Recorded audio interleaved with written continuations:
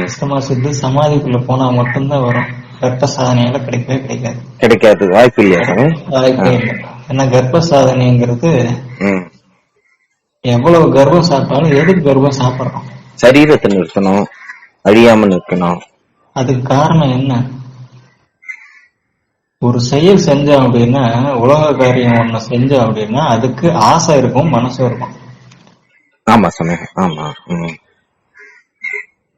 ஒரு திடமான ஒரு ஆசை, அதுக்கு சித்தம்னு பேரு. மனசு ஏதோ ஒரு ஆசையை வச்சுட்டு தான் கர்ப்பசாதனை பண்ணும். இந்த உடம்பு விடக்கூடாது, இதை வச்சு அடுத்த நிலைக்கு போனோம். ஆமா, அப்ப அதுக்கு பேரு தேக அபிமானம் பேரு.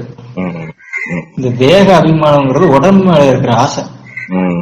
சரி, சமாதியில இருக்கிறவன் பாம்பு பக்கத்துல வருதா எறும்பு பக்கத்துல வருதான்னு கவனிக்க முடியுமா? இல்ல, வாய்ப்பு இல்ல. மொத்தத்துல எல்லாமே சரி, எல்லாமே ஒடுங்கி போச்சு. சமாதி தானே எல்லாமே. ரசவாதமும் ஆயசித்தியோ யோகமோ எல்லாத்துடைய முடிவும் அஷ்டாங்க யோக முடிவு சமாதி தானே. சமாதி தான். ஓகே சாமி. சமாதியில தேக அபிமானம் சுத்தம், ஒரு துணி சமாதி வாய்க்காது. ஆமா சாமி. ஏன் கூடாது? சந்தேகமே இல்லை. அப்ப கர்ப்ப சாதனையில தேக அபிமானம் இருந்தா மட்டும்தான் பண்ண முடியும். கவனிக்கணும் அதை. ஆமா சாமி. ஆமா, 24 மணி நேரம் கவனிச்சுட்டு இருக்கணும். இன்னைக்கு இதை பண்ணுது, நாளைக்கு ஏதோ பண்ணுது. அப்ப எதை சாப்பிட்டு உடம்ப சரி பண்ணிக்க, சூடாச்சுன்னா எப்படி சரி பண்ணிக்க, அபம் செய்யறோம் அதை எப்படி, அப்ப உடம்ப கவனிச்சுட்டே இருக்கணும். சமாதியும் இதுவும் ஆப்போசிட். உடம்ப ஆமா, அது அது அந்த நிலைக்கு போகுது. கரெக்ட். உடம்பே கவனிச்சுட்டு இருக்கிறது. அப்ப தேக அபிமானம் இருக்கிற வரைக்கும் சமாதி வாய்க்காது. சரி, அப்ப கர்ப்பசாதனை பண்றவங்களுக்கு தேக அபிமானம் நிச்சயம் இருக்கும், சந்தேகமே இல்லை. ஆமா, இல்லாம இருக்கு. தேக அபிமானம் இருக்கக்கூடியவங்க இது குறைவான தேக அபிமானம். இதுக்கு சமாதி போகணுங்கிற நோக்கத்துக்காக அவன் உடம்பு சுத்தி பண்றான். சம்சாரிக்கு வேற மாதிரி தேக அபிமானம். நல்ல பலசாலியா இருக்கணும், அழகா இருக்கணும். ஒவ்வொருத்தரும் ஒவ்வொரு நோக்கம். பாக்குறவங்களுக்கு நான் பெரிய ஆளா தெரியணும், கம்பீரமா தெரியணும். இப்படி அவன் ஒவ்வொருத்தரும் ஒவ்வொரு நோக்கம். நல்ல ஆண்மகனா தெரியணும். இப்படி ஒவ்வொருத்தருக்கும் ஒவ்வொரு தேக அபிமானம் வேற வேற.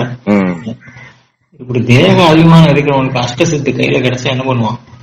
அவரா வேற மாதிரி அதுக்கேற்ற மாதிரி எட்டு சித்தெல்லாம் வேண்டாம், அனிமா மட்டும் கிடைச்சா போதும். என்ன பண்ணுவான்? அனிமா மட்டும் கிடைச்சா என்ன பண்ணுவான்? அதுக்கேற்ற மாதிரி அவனுடைய தவறான உபயோகம். இப்படி தேக அபிமானம் துளி இருந்தாலும் அஷ்டசித்து கையில கிடைச்சா அதுக்கு பெரிய உணவு காரியத்தை செய்வாங்க. Okay sir. உலக காரியத்தை செஞ்சு அது மூலியமா பாவ புண்ணியத்தை சேர்த்துக்குவாங்க. ஏதாவது ஒரு அட்டுழியம் பண்ணிடுவாங்க, தேவையில்லாத வேலை.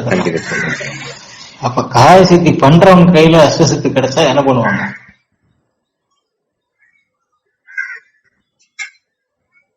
காய சித்தி கிடைக்கிறவங்களுக்கு கிடைச்சா கூட அது கூட கொஞ்சம் தவறுதலா உபயோகப்படுத்துறதுக்கு வாய்ப்பு உண்டு. ஏதோ ஒண்ணு பண்ணுவாங்க. ஆமா, பிரயோகம் பண்ணியாவது பாத்துருவாங்க. எட்டுத்தையும் எந்தெந்த முறையில பண்ணலாம் அப்படின்றது இத ஒரு பிரயோகமாவது பண்ணி பாத்துருவாங்க. அவனும் பண்ணுவான். காய சித்தி ரசசுண்ணம் ஒருத்தன் சாப்பிடறான் கர்ப்பத்துக்கு. அவனுக்கு ரசசுண்ணம் தேவை, செய்யறது கஷ்டம். ஏதோ ஒரு வகையில ஒருத்தர் அங்க செஞ்சு வச்சிருக்காரு, நல்ல திறமையான வைத்தியர் செஞ்சு வச்சிருக்காருன்னு இவனுக்கு தெரிய வருது. இவன் கையில அனிமா இருக்கு.